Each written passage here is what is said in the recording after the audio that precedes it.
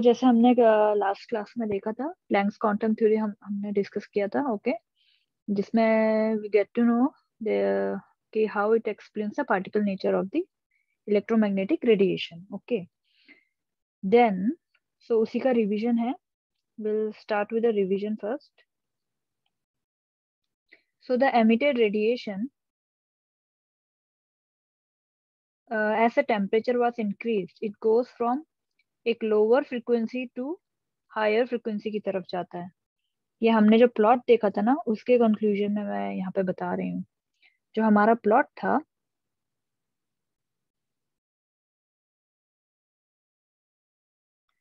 Approximately इसको ऐसे plot करूं अगर मैं, यहाँ पे मेरा इंटेंसिटी है और यहाँ पे मेरा वेवलेंथ है, ओके। तो इसका टेम्परेचर था T2, इसका टेम्परेचर है T1। तो first T2 is greater than T1। So the point is कि जो हमने ऑब्जर्वेशंस किया था, जो लोअर टेम्परेचर में है उसमें जो हमें डिस्ट्रीब्यूशन ऑफ फ्रीक्वेंसी, यानी कि ये एक डिस्ट्रीब्यूशन ही है जो स्पेक्ट्रा हम देखते हैं फ्रीक्वेंसीज का। तो यहाँ पे क्या है, एक जो पीक हमें मिलती थी इंटेंसिटी, हाई इंटेंसिटी, वो कहाँ मिलती थी? एक लोअर फ्रीक्वेंसी रेंज में, मतलब in comparison to the one जिसका टेम्परेचर जब ज्यादा होता था तो वो किधर की तरफ शिफ्ट होती थी? हाई फ्रीक्वेंसी की तरफ, यानी कि लोअर वेवलेंथ, ओके। क्योंकि wavelength and frequency are inversely proportional, ठीक है। ये और इसमें एक और क्लासिकल बिहेवियर जो एक्सपेक्टेड था, that as the temperature will increase, classically क्या प्रिडिक्शन है कि it will go to up to infinity, correct. तो इंटेंसिटी पीक की मतलब बहुत ज्यादा होनी चाहिए और वो ऐसे ड्रॉप नहीं होनी चाहिए। मतलब उसमें ये था कि ये कर्व यहाँ से नीचे नहीं जाना चाहिए था क्लासिकली, क्योंकि जैसे जैसे एनर्जी बढ़ मतलब वो हो रहा है, वैसे उसकी पीक की इंटेंसिटी भी बढ़ती रहनी चाहिए थी। बट एक सर्टेन वैल्यू के बाद इंटेंसिटी की वैल्यू ड्रॉप होके खत्म हो जाती है। ये जो नेचर है, ये मतलब ये जो ऑब्जर्वेशन से इसको किस बेसिस पे एक्सप्लेन किया गया? प्लैंक्स ने अपना एक पार्टिकल नेचर डिस्कस किया इलेक्ट्रोमैग्नेटिक रेडिएशन का, जिसमें उसने एक टर्म दिया था क्वांटम। क्वांटम जो था वो क्या टर्म था? That is equal to the energy of एक पार्टिकल का, सिंगल पार्टिकल का, जो इलेक्ट्रोमैग्नेटिक रेडिएशन को उसने पार्टिकल में बोल दिया कि वो उसका वेव नेचर के को उसने एक बार के लिए होल्ड पे रख के पार्टिकल नेचर डिस्कस किया। And then he said that quantum is the value of single energy value, okay. Then what happen is, ideal body जो हम डिस्कस कर रहे थे, it emits and absorb the radiation of all kind of frequency that will be called as the black body, okay. And the radiation emitted by such is called the black body radiation. हाँ, किसी को पूछना है कुछ? नहीं दी। हाँ, तो mute, एक बार म्यूट कर दो, ठीक है। देन द फ्रीक्वेंसी डिस्ट्रीब्यूशन, मतलब यही जो प्लॉट में फ्रीक्वेंसी डिस्ट्रीब्यूशन हमने देखा था किसी भी एमिटेड रेडिएशन का, इट उसमें एक इंपॉर्टेंट पॉइंट ये था, it doesn't depend upon the type of matter. मतलब मैटर तुम या ऑब्जेक्ट तुम्हारा कोई भी हो, उस पर डिपेंड ना करके ये फ्रीक्वेंसी डिस्ट्रीब्यूशन किस पे डिपेंड कर रहा था? Only on temperature. Then there comes the Planck's. हाँ, तो प्लैंक ने अपना थ्योरी दिया जिसमें उसने एक्सप्लेन किया कि there is discrete energy packets, ठीक है, ऐसे करके बोला। जबकि वेव में क्या है, हम सोचते हैं कि कंटिन्यूस एनर्जी हो रही है, बट डिस्क्रीट एनर्जी पैकेट से ही यहाँ से पार्टिकल नेचर की तरफ इंडिकेशन, मतलब पार्टिकल नेचर की तरफ हम गए हैं, बिकॉज वेव में तो कंटिन्यूस एनर्जी होती है। और अगर ये चीज कंटिन्यूस होती तो हमारा क्लासिकली जो है इंटेंसिटी ऊपर चला जाता अप टू इंफिनिटी, बट ये सब नहीं हुआ। इसको एक्सप्लेन करने के लिए जो पार्टिकल नेचर था, वहां पे डिस्क्रीट एनर्जी आया, जिसको हमने एक क्वांटम की एनर्जी को कैसे डिफाइन किया? E is equal to H mu. ये सिंगल क्वांटम का है, ठीक है, जिसमें h जो है मेरा क्या है? एक प्लैंक्स कांस्टेंट है, जिसकी यूनिट थोड़ा फोकस करना चाहिए हमें जूल सेकंड, ठीक है, सो दैट न्यूमेरिकल में तुम्हारे से मिस्टेक ना हो, इसलिए इस पे ध्यान देना है। सो डिस्ट्रीब्यूशन ऑफ इंटेंसिटी ये एक्सप्लेन किया था प्लैंक ने अपनी थ्योरी देके। और एक और पॉइंट है यहाँ पे कि लो टेम्परेचर पे लो फ्रिक्वेंसी रेडिएशन एमिट होते हैं, ठीक है। जैसे ही टेम्परेचर बढ़ाती हूँ तो हाई फ्रिक्वेंसी रेडिएशन एमिट होते हैं। मैं यहीं पे ये चीज बता रही हूँ, ठीक है। ये वाला जैसे पीक है,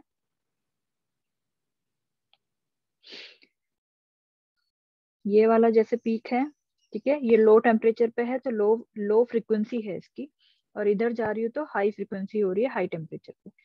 इसके पीछे का मतलब मैं एक अलग एक्सप्लेनेशन से तुम्हें समझाने चाह रही हूँ। अब जैसे यहाँ पे बात अगर आई, मतलब बात हमने स्टार्ट करी डिस्क्रीट एनर्जी की, मतलब डिस्क्रीट एनर्जी पैकेट्स की।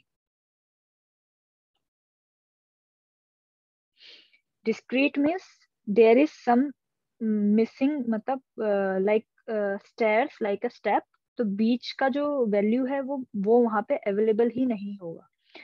या तो फॉर एग्जांपल अगर यहाँ पे 10 जूल की एनर्जी है, इससे हायर एनर्जी क्या होगी, मान लो 25 है, ओके 25 है, 25 जूल है, तो बीच की कोई भी वैल्यू 11, 12 या 11.1, मतलब एनी वैल्यू वो अवेलेबल नहीं है। बट अगर कंटिन्यूस फॉर्मेशन होता तो कंटिन्यूस में कोई भी एनर्जी जो है वो अवेलेबल होती।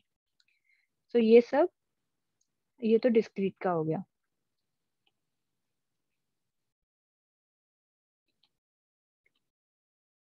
अब मैं तुम्हें यहाँ से बताती हूँ, जैसे हमारा टेम्परेचर बढ़ रहा है, मतलब फॉर एग्जांपल मान लो ये सेम जो डिस्क्रीट लेवल था ये भी था यहाँ पे, ठीक है। ऐसे मानो कि तुम्हारे पास एक मैटर है, उस मैटर में एटम्स हैं, ठीक है, सिंपली। सो ये जो एटम्स हैं, जब इनके ऊपर लाइट फॉल करती है तो ये क्या करते हैं, उसको एब्जॉर्ब करते हैं। By by absorb I mean कि वो जो एनर्जी यहाँ पे है, एक क्वांटम, यहाँ पे क्वांटम है, मतलब क्वांटम ऑफ पार्टिकल्स हैं, तो उसको क्वांटा बोलते हैं जब वो एक से ज्यादा होते हैं, करेक्ट। तो यहाँ पे क्या है कि जब ये मैटर के साथ इंटरेक्ट करता है, एटम के साथ, तो ये अपना एनर्जी इसको क्या करता है, ट्रांसफर करता है। अब जब ये एटम एब्जॉर्ब करता है, वहीं पे क्या हो रहा है, ट्रांसफर हो रहा है एनर्जी का। उसने एनर्जी तो एब्जॉर्ब कर लिया, जब एब्जॉर्ब करेगा तो एमिट जब वो कर रहा है, तो इसमें एक्चुअल में एक चीज हो रही है जो यहाँ पे तुम्हें समझनी है। जब ये एब्जॉर्ब करता है तो क्या ये एटम अपनी प्लेस में रहेगा, no, it will oscillate. It will oscillate means कुछ तो मतलब मोशन करेगा या ऐसा कुछ होगा। तो फॉर एग्जाम्पल उसको समझने के लिए मैं ऐसे समझा रही हूँ। मान लो तुम्हारा पार्टिकल ये जो है ना, ये एनर्जी लेवल, एनर्जी का मतलब ऊपर जाते वक्त एनर्जी इंक्रीज हो रही है, इसको मैंने एक प्लॉट की तरह तुम्हें समझा रही हूँ। पर ये ऐसा कोई वर्चुअली, मतलब फिजिकली ऐसा नहीं है कि ये एनर्जी ऐसे वर्टिकली तुम्हें कहीं पे दिखेगी, ऐसा नहीं है। ये पार्टिकल अपनी प्लेस में ही है, ये कहीं ऊपर मतलब ऑसिलेट कर रहा है, पर ये ऐसा नहीं है कि ऊपर चला जा रहा है, ठीक है। ये बस मैंने समझाने के लिए बताया कि ये लो एनर्जी है, ये हाई एनर्जी है, और ये और हाई एनर्जी, ठीक है। इसको समझने के लिए मैं बताती हूँ कि जैसे मेरा पार्टिकल है ए, ये अपनी प्लेस में है, इसका वही 10 जूल इसकी एनर्जी इनिशियली इसके पास थी। जैसे ही इसके पास एक लाइट आई, इसने एब्जॉर्ब करा, उस लाइट ने फॉर एग्जाम्पल इसकी यहाँ पे है 20 जूल, ठीक है, और इसको मान लो दिस इज 25 जूल, ठीक है। ये डिस्क्रीट मतलब लेवल से बढ़ेगा। अब मेरे एटम ए के पास ऑलरेडी 10 जूल है, और ये जो एनर्जी आ रही है फॉर, और ये जो लाइट तुम इंटरेक्ट करवाओगे मैटर के साथ, that will also have certain kind of energy. वो तुम्हें पता होगी, कैसे पता होगी, क्योंकि फ्रीक्वेंसी अगर तुम्हें उसकी पता है तो तुम्हें उसकी एनर्जी भी पता होगी, by the relation of Planck's, correct. तो मतलब फ्रीक्वेंसी अगर पता है तो एनर्जी भी पता है। अब मुझे पता है कि मैंने कितनी एनर्जी की लाइट यूज करी है, फॉर एग्जाम्पल मेरे पास मैंने 10 जूल ही इसको दिया है, मतलब एनर्जी की लाइट यूज करी।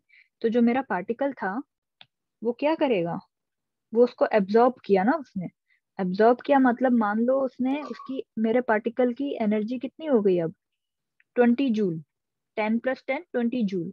अब क्या है, ये हमेशा 20 जूल में नहीं रहेगा ना, ये ऑसिलेट करेगा और रेडिएट करेगा, मतलब एनर्जी रिलीज करेगा। जब ये रिलीज करेगा अपनी एनर्जी, मेरा पार्टिकल ए, तो it will again come back to its, मतलब उस लोअर एनर्जी पे आएगा जहां पे पहले से था। ठीक है, और ये जो रेडिएट की है इसने, ये रेडिएट की है इसने, तो जो रेडिएट दीदी करी एक है। क्वेश्चन है, हाँ बोलो। जब भी वो रेडिएट करेगा, मतलब जब भी एनर्जी निकलेगी तो डायरेक्ट 10 की 10 पूरी निकल जाएगी, सीधा 10 पे आ जाएगा, या बीच में भी आएगा? हाँ, बात यही है कि ये बीच में नहीं रह सकता, इसको पूरा ही रेडिएट करना पड़ेगा, क्योंकि बीच वाली जो ठीक है। डिस्क्रीट, हाँ ये तुम आगे पढ़ोगे, मतलब अभी तो तुम्हें ये जो मैं बता रही हूँ, ये बस तुम्हें मैं ये वाला पॉइंट समझाने के लिए बता रही थी कि ये हाई फ्रिक्वेंसी की तरफ क्यों जाता है हाई टेम्परेचर पे, ये समझाने के लिए मैं बता रही हूँ अभी। ये मत क्योंकि ये एनर्जी लेवल्स वगैरह, ये एटॉमिक स्पेक्ट्रा पे भी मेरे को देखना पड़ेगा कि वहां पे तुम्हें क्लियर, वैसे 11th 12th में नहीं पढ़ाते हैं ये एनर्जी लेवल्स, बट ठीक है। तो अभी तुम ऐसे समझो कि ठीक है, इसने एनर्जी रेडिएट कर दिया, ये तो मान लो 10 जूल के केस में था। तो अब एक चीज बताओ मुझे, जब एनर्जी 10 जूल है किसी भी लाइट की, एक दूसरी लाइट है जिसकी 15 जूल है, तो किसका टेम्परेचर भी ज्यादा होगा? 15। 15 जूल का। ठीक है। हाँ, तो अभी क्या है, मान लो इस वाली 10 जूल वाली जो लाइट है मेरी, ये 10 जूल की, इसकी एनर्जी है T1, और 15 जूल जब मैं डाल रही हूँ तो उसकी एनर्जी है T2। ठीक है, दूसरा, ठीक है, ये कलर यूज करती हूँ। तो अब मैंने एक T2 वाली लाइट यूज करी है, T2 टेम्परेचर की, जिसकी एनर्जी है कुछ 15 जूल।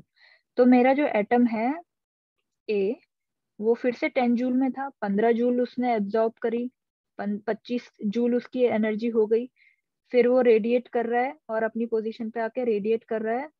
तो मतलब जो फ्रिक्वेंसी, जो एनर्जी की लाइट उसने रेडिएट करी है, जो आपको इंटेंसिटी के साथ यहाँ पे दिखेगी, वो शिफ्ट हो जाएगी ना हाई फ्रिक्वेंसी की तरफ, जब हाई टेम्परेचर यूज किया है, और जब हाँ लो दी। टेम्परेचर था तो वो लोअर फ्रिक्वेंसी की तरफ थी, क्योंकि 10 जूल ही उसने रिलीज करी थी। ठीक है, सो ये छोटा सा एक्सप्लेनेशन है कि वो ऐसे क्यों शिफ्ट होता है हाई टेम्परेचर पे। जितना हाई टेम्परेचर होगा, यानी तुमने उतनी हाई एनर्जी की लाइट यूज करी है, उसने भी एब्जॉर्ब भी उतना ही करा है, मतलब ये सब आइडियल आइडियल केस में। एंड देन फिर वो रेडिएट भी वही कर रहा है, तो इसीलिए जो तुम्हारे इंटेंसिटी वर्सेस फ्रीक्वेंसी या फिर लैम्डा का जो प्लॉट है, उसमें जो हाई फ्रीक्वेंसी की तरफ तुम्हारा स्पेक्ट्रा शिफ्ट हो जाएगा जैसे ही टेम्परेचर बढ़ेगा। दैट्स इट अभी। ठीक है, इतना मैंने डिस्कस कर लिया। सो single single quanta of such high frequency, मतलब और एक और बात था ना इसमें कि जब ये वाला प्लॉट है, इस प्लॉट में इधर वाला जो रेंज है यहाँ पे, मतलब बहुत, अगर ये देखो जरा, ये सबसे ज्यादा कम इसकी वेवलेंथ हो गई है, तो यानी कि इसकी फ्रिक्वेंसी बहुत ज्यादा है इस वाले पॉइंट में। ठीक है, तो क्या मतलब है कि अगर मैं यहाँ पे अपना, यहाँ पे इसने एब्रप्टली डिक्रीज कर दिया, क्योंकि इतना इस रेंज में ये रेडिएट नहीं कर सकता, मतलब एक ही बारी में अगर उसको रेडिएट करना होगा तो उसको बहुत ज्यादा हाई एनर्जी की एक ही बारी में रेडिएट करनी पड़ेगी। ठीक है, पर मेरे पास क्या है, एक सिंगल एटम ही तो एब्जॉर्ब नहीं कर रहा है ना, क्योंकि वो अब इसमें एक और चीज का गेम गेम है कि तुम यहाँ पे देखो कि तुम्हारे पास जो मैटर और लाइट इंटरेक्ट कर रहे हैं, उसमें एक से ज्यादा एटम्स है, तो सारे एटम्स, ऐसा नहीं है कि 10 की 10 जूल, जरूरी, अब मान लो मैंने 15 जूल की तो दी है लाइट, पर जरूरी नहीं कि सारे एटम 15 जूल एब्जॉर्ब करेंगे, कुछ क्या पता 20 जूल ही करें, मतलब 10 जूल करें और 20 वाले उसमें चले जाए और रिलीज करे इतना, और कुछ इतना भी करें। पर यह है कि हमें शिफ्ट दिखेगा because we are using the light of much higher energy. चलो इसको यहाँ पे से आगे बढ़ते हैं। ये रिवीजन था पिछले क्लास का, थोड़ा सा आगे एक्सटेंड किया है मैंने इसी में। एक क्वेश्चन है, ये नोट डाउन करो और इसको सॉल्व करो जरा। कैलकुलेट, एनर्जी तुम्हें कैलकुलेट करनी है, ठीक है। एनर्जी पूछ रही हूँ, और किसकी पूछ रही हूँ? एक मोल की एनर्जी पूछ रही हूँ, फोटॉन्स की। फोटॉन्स को तब यूज करते हैं, फोटॉन्स भी यहाँ पे हम क्वांटम की मतलब एक क्वांटम की तरह इसको रिप्लेस कर सकती हूँ मैं। बस फोटोन कब यूज करती हूँ? जब मेरे को लाइट मतलब स्पेसिफिकली ऐसे, और उसको भी ईएम वेव्स। ये फोटोन नाम जो है आइंस्टाइन ने दिया था, और क्वांटम जो है वो प्लैंक ने दिया था, ठीक है। एक मोल फोटॉन्स की एनर्जी तुम्हें कैलकुलेट करनी है of radiation whose frequency, frequency तुम्हें गिवन है रेडिएशन की। मतलब तुम्हारे पास एक इलेक्ट्रोमैग्नेटिक रेडिएशन है, वेव है, जिसकी फ्रीक्वेंसी तुम्हें दी है 5 × 10⁻14 हर्ट्स। और मैं तुमसे पूछ रही हूँ कि इसी का पार्टिकल नेचर में तुम्हें मतलब जाते हुए मैं तुमसे पूछना चाह रही हूँ कि एक मोल अगर फोटोन है जिनकी इतनी ही फ्रीक्वेंसी है, तो उनकी एनर्जी क्या होगी? कैलकुलेट करो।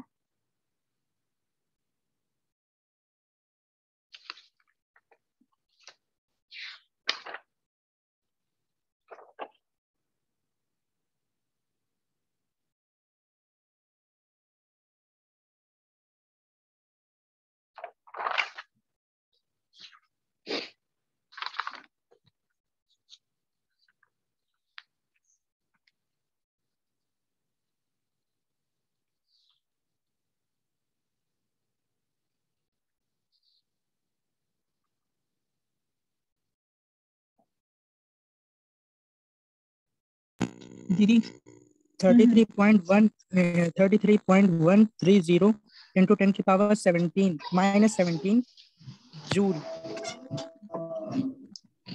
हाँ, 17 कहाँ से आ जाएगा? 17 नहीं आएगा वैसे, एक डिजिट का गलती है। 20 आएगा। 20 आएगा। चलो मैं एक बार यहाँ पे साइड में सॉल्व कर देती हूँ, दोनों चेक कर और लो। इसका जो मोल से मल्टीप्लाई कर देंगे 6.02 के बाद 3 मोल। तो देखो जो मेरे पास, हाँ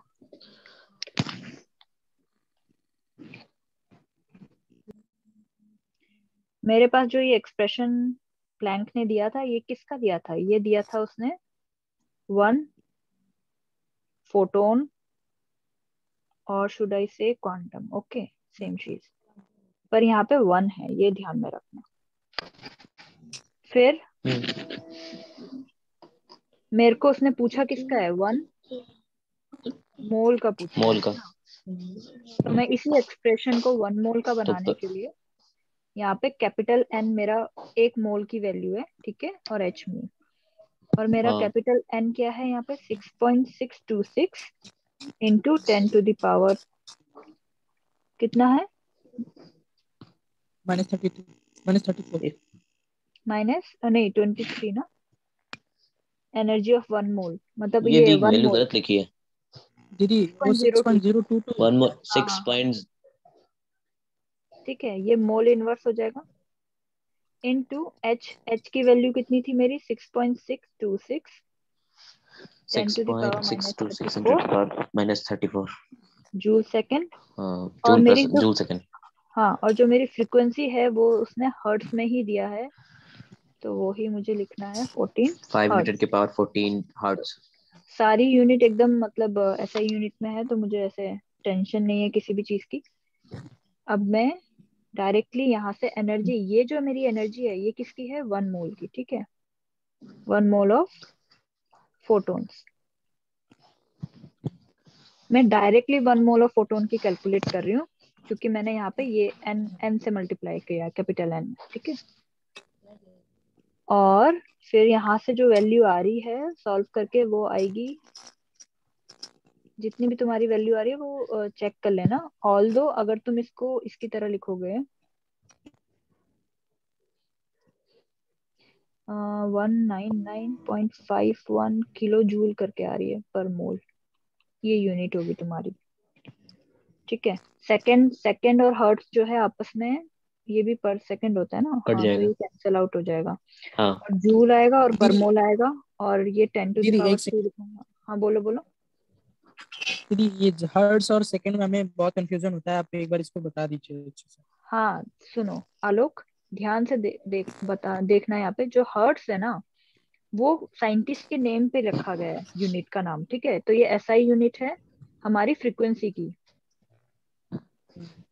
ठीक है। और जो और फ्रीक्वेंसी होती क्या है, नंबर ऑफ ऑसिलेशन पर सेकेंड, हाँ नंबर हाँ, ऑफ ऑसिलेशंस पर सेकंड। पर सेकेंड में कितने होते हैं, ठीक है। इन इन पर सेकेंड मतलब एक सेकेंड में कितने ऑसिलेशन मेरी वेव में मतलब एग्जिस्ट करते हैं, वो मेरी फ्रीक्वेंसी होगी उस वेव की, ईएम वेव की। और उसी की एसआई यूनिट हर्ट्स है, क्योंकि वो साइंटिस्ट के नेम पे है। बट अगर मैं इसको ऐसे देखूंगी तो इसकी यूनिट है पर सेकेंड। क्यों पर सेकेंड, क्योंकि नंबर नंबर ऑफ ऑसिलेशन का तो कोई यूनिट नहीं है ना, पर इन पर सेकेंड है तो वो पर सेकेंड ही रहेगा। तो मतलब जो मेरा हर्ट्स है उसको मैं पर सेकेंड कर सकती हूँ, ठीक है। ओके। समझ गए? तो ये जो तुम्हारा हर्ट्स हाँ है दीदी। ना, इसको तुम पर सेकेंड लिख दो या फिर 1/सेक मतलब सेकेंड कर दो, ठीक है। तो ये सेकेंड से सेकेंड कैंसल आउट हो जाएगा, ठीक है। क्लियर हो गया? तो मतलब कि हर्ट्स और सेकेंड जो है ना वो सेम ही है। हर्ट्स एंड पर सेकेंड सेम है, ठीक है। मतलब कि तुम्हारा एच जेड और तुम्हारा एस जो है इनवर्स है एक दूसरे के। चलो अब दूसरा क्वेश्चन पे फोकस करते हैं। आलोक तुम्हारा मतलब क्लियर है ना आंसर? तुमने शायद एक डेसिमल का मिस्टेक किया है, ऐसा कुछ है। हाँ दीदी। हाँ तो वो ध्यान दे देना, ठीक है। बाकी आगे बढ़ते हैं।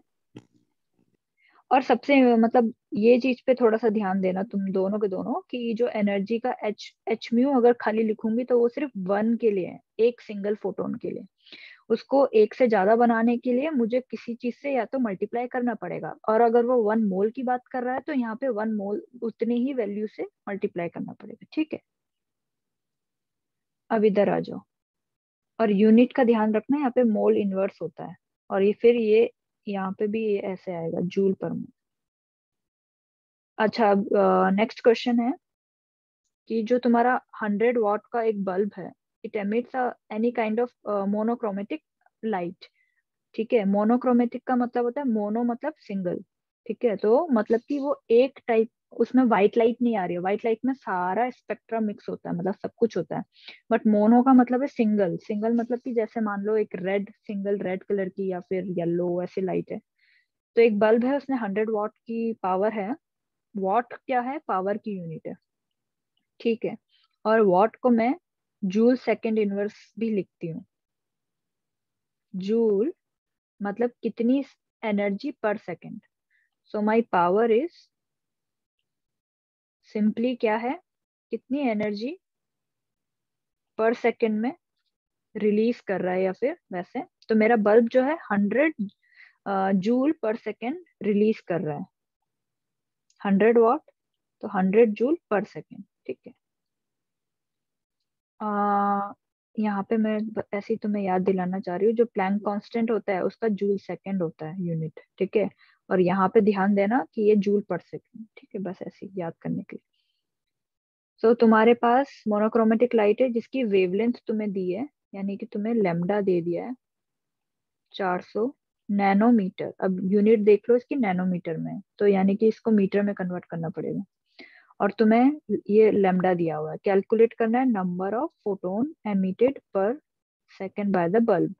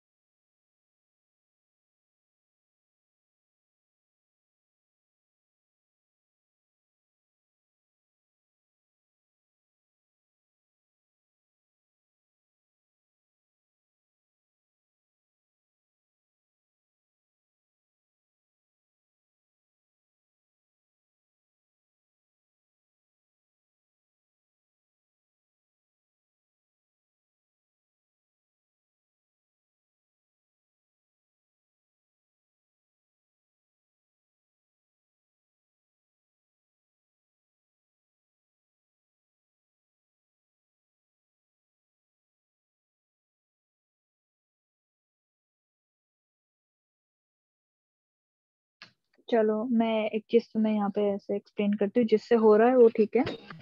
दीप, बोलो। ये आएगा 4.9695 into 10 to the power minus 19 joule. और ये क्या है? ये एनर्जी है 1 फोटोन की। हाँ, मैंने तुमसे क्या कैलकुलेट करने बोला? नंबर ऑफ फोटॉन्स एमिटेड पर सेकेंड।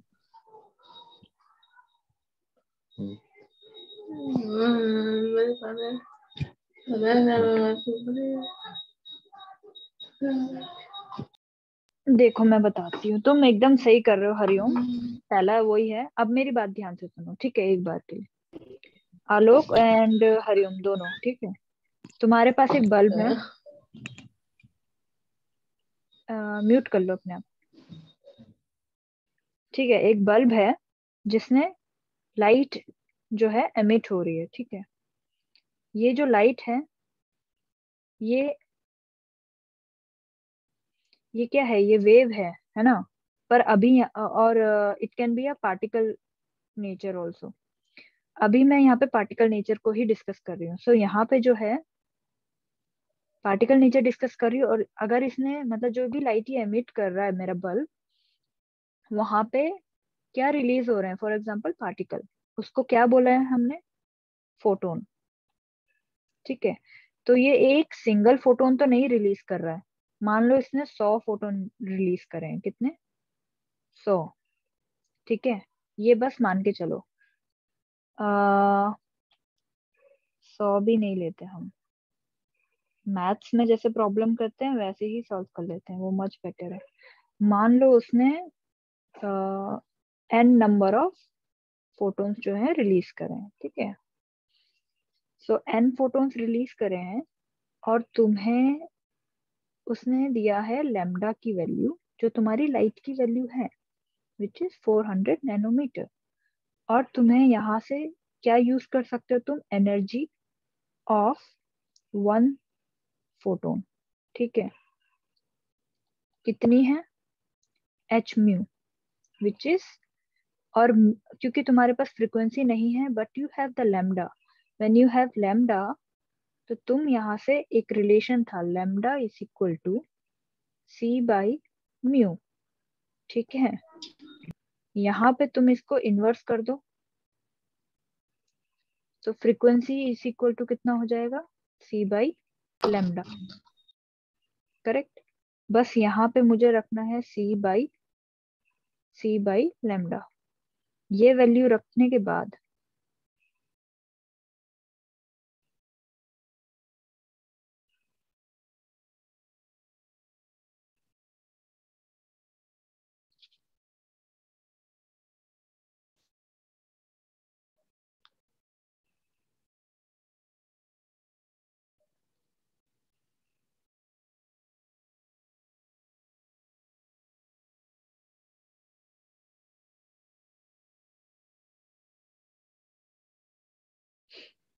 ये स्लो हो गया बहुत। अगर ये मीटिंग अभी एंड होती है ना तो दोबारा से ज्वाइन कर लेना, ओके? 10 मिनट्स में एंड दिखा रहा है।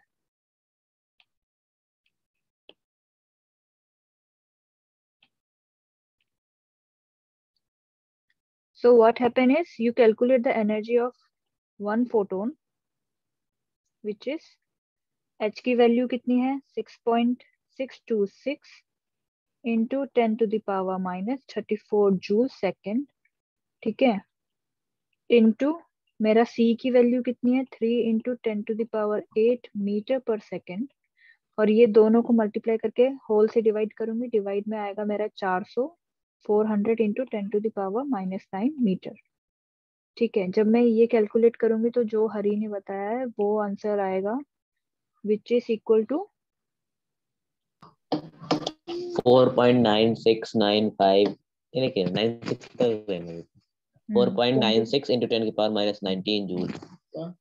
ठीक है? इतनी एनर्जी आई है, पर ये किसकी है? ये एक फोटोन की है, ठीक है? अभी मेरे पास उसने एक और चीज दिया था, उसने मुझे पावर बताई थी मेरे बल्ब की। तो पावर से मुझे क्या पता चला था, पावर से मुझे पता चला कि मेरा जो बल्ब है ना 100 वाट, तो मतलब एक बारी में कितना एनर्जी रिलीज कर रहा है पर सेकंड में 100 जूल, 1 सेकंड में 100 जूल। है ना। तो 1 सेकंड में 100 जूल कर रहा है। अब यहाँ पे ध्यान देना, हाँ 1 सेकंड में 100 जूल कर रहा है मेरा, 100 जूल पर सेकंड।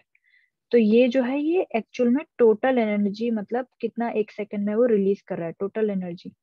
ये उसमें फोटोन वोटोन का कोई रोल नहीं है कि मतलब एक फोटोन, यहाँ पे सारे फोटोन जितने भी रिलीज हो रहे होंगे सबका उसने कंबाइन बताया है कि 100 जूल पर सेकंड एनर्जी रिलीज कर रहा है। तुम्हें एक फोटोन की एनर्जी पता है, तो हम मुझे क्या करना है, बस 100 जूल पर सेकंड को डिवाइड करना है जो एक सिंगल फोटोन रिलीज कर रहा है उतनी एनर्जी से। ठीक है, तो मेरे पास क्या आ जाएगा जब मैं इसको डिवाइड करूंगी, तो कितने नंबर ऑफ फोटोन्स हैं मेरे पास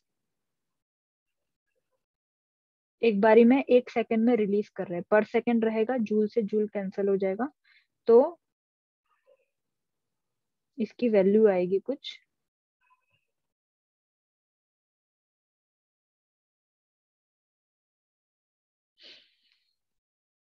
इसको डिवाइड करके इसकी वैल्यू आएगी, जो वैल्यू होगी वो होगी लाइक 2 इंटू 10⁻20 पर सेकेंड। मतलब 1 सेकंड में इतने नंबर ऑफ फोटोन्स एमिट कर रहा है मेरा बल्ब। ठीक है,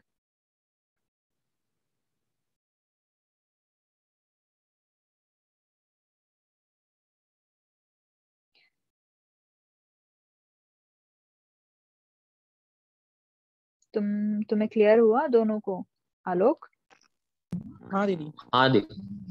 दीदी जितना आपने यहाँ तक बताया था 4, मतलब जो ई की वैल्यू आपने निकाली उतना हमने कर लिया था, बस कैलकुलेशन ही कर रहे थे। हाँ मतलब अगर तुम, हाँ ठीक है, मतलब ये क्लियर हुआ ना कि इसने बल्ब का जो पावर दिया है वो है टोटल एनर्जी, कंबाइनली जितने भी फोटोन रिलीज हो रहे हैं वो जो एनर्जी दे रहे हैं उसको उसको बोला है उसने पावर। ठीक है, तो जूल पर सेकेंड उतनी एनर्जी टोटल में है, पर तुम्हें बस सिंपली एक फोटोन की निकालनी है, और एक फोटोन की निकाल के तुम टोटल वाले से डिवाइड कर दोगे अपनी सिंगल फोटोन के, तो तुम्हारा तो आ जाएगा नंबर ऑफ फोटोन, ये कैलकुलेट हो जाएगा। ठीक है, और ये पर सेकेंड यहाँ पे एग्जिस्ट करेगा, तो नंबर ऑफ फोटोन पर सेकेंड कितने रिलीज हो रहे हैं इन पर सेकेंड, वो तुमने कैलकुलेट किया है एक्चुअली। ठीक है, ये मीटिंग में एंड करके दोबारा से रीस्टार्ट करती हूँ क्योंकि टाइम नहीं है। ठीक है, फिर मैं अभी ज्वाइन कर लेना। ओके।